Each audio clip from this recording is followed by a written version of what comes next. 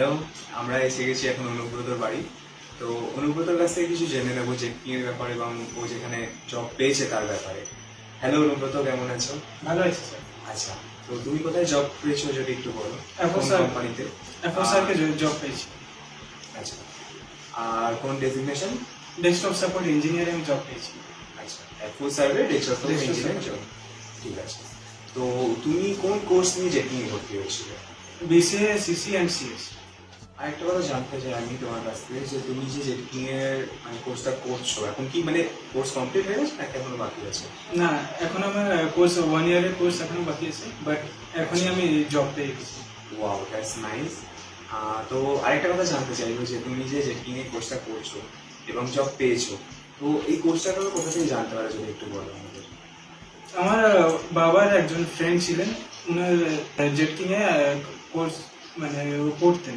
আচ্ছা, উনার কাছ থেকে জানতে সেও পেরেছি জব জেটিং করছে এর। না? ইয়েস। আচ্ছা, আইটি পেয়ে গেছে। আচ্ছা, ভালো লাগলো খুব।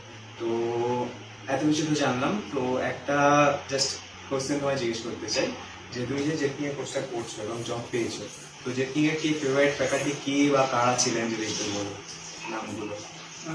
জেটিং এর ফেভারিট ফ্যাকাল্টি ছিলেন Rupak sir, then Amit sir, then Rituparna ma'am. আচ্ছা, that's all. Okay, thank you Anubrata, all the best for your future. Thank you sir, thank you very much. নমস্কার। আচ্ছা, ছেলে জব পেয়েছে, তো কেমন লাগছে বলুন? মোটামুটি খুব ভালোই লাগছে।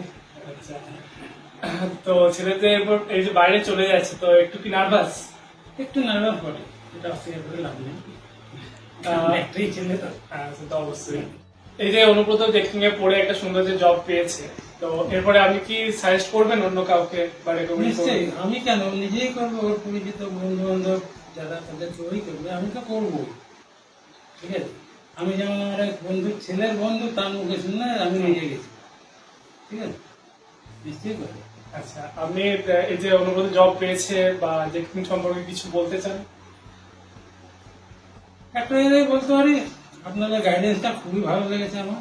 প্রতিটি স্যার ম্যাডাম প্রত্যেকটা, যখন প্যারেন্টস মিটিং হতো আমি তো যেতাম না, আপনারা কেয়ার নিচ্ছেন, এটা সবচেয়ে বড় কথা। অন্যান্য প্রাইভেট কলেজ কী করে আমার জানি না, যে তা আপনারা প্রতিটি স্টুডেন্টকে কিন্তু আপনারা পার্সোনালি কেয়ার নিচ্ছেন, এটা কিন্তু আমার কাছে একটা বিরাট। ধন্যবাদ।